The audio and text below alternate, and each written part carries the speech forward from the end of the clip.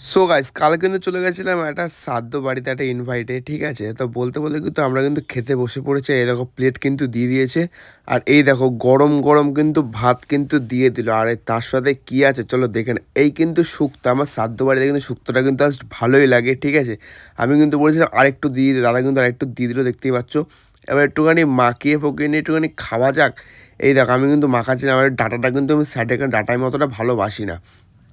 বলতে বলতে কিন্তু বেগুনি চলে এলো, আর এরপরে কিন্তু আরেকটা বেগুনি আমি নিয়ে নিয়েছিলাম। দেখো আমার পাতে কিন্তু দুখানা বেগুনি আছে। বলতে কিন্তু ডাল কিন্তু দিয়ে দিল দাদা। আমি কিন্তু বলতে গেলে এই ভাতটা কিন্তু পুরোটা ডাল দিয়ে মেখে কিন্তু খেয়েছিলাম, ঠিক আছে? পরবর্তীকালে বলছে ভাত দাও, দাও অল্প একটুখানি দাও, যেহেতু পটল চিংড়ি আছে। তা বলতে বলতে কিন্তু পটল চিংড়ি দাদা দিয়ে দিল। তা আমি চিংড়ি মাছটা কিন্তু আগেই পাচ্ছিলাম, তোমরা দেখতেই পাচ্ছ।